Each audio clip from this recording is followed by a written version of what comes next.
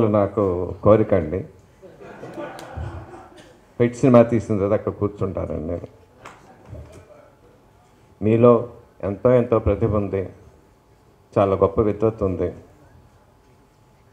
నా ఒక రిక్వెస్ట్ ఏంటంటే, డైరెక్టర్ అంటే is the captain of the ship.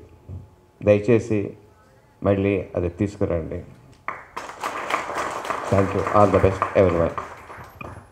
Thank you sir, thank you so much. బాలీవుడ్లోనూ వేరే ఇది వరకు తెలుగు దర్శకులు తమిళ్లో చేయటం, హిందీలో చేశారు రాఘవేంద్రరావు గారు, దాస్ ఆ లెగసీ పోయింది. మళ్ళీ ఈ మధ్య ఒక క్రేజ్తో ఆ డైరెక్టర్తో చేస్తే బాగుండనే స్థాయికి మా రెడ్డి గారిని మాట్లాడుతుంది కోరుతున్నాను. ఎన్ శంకర్ గారి గురించి అండి.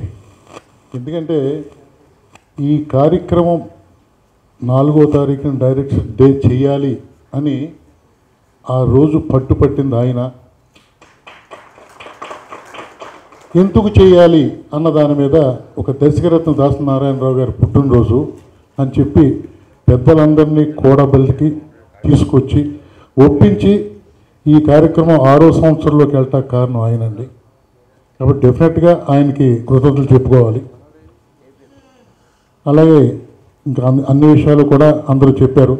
ఈ సందర్భంలో గురువుగారి జయంతిని మనం డైరెక్టర్ డేగా ప్రకటించుకొని ఇంత గ్రాండియర్గా చేస్తున్నామంటే దానికి కారణం ఈ సంవత్సరం వీరశంకర్ గారి కమిటీ. ఆయన జనరల్ బాడీ మీటింగు ఇక్కడ పెట్టినప్పుడే నేను ఆయనతో అన్నాను, మనం చాలా కార్యక్రమాలు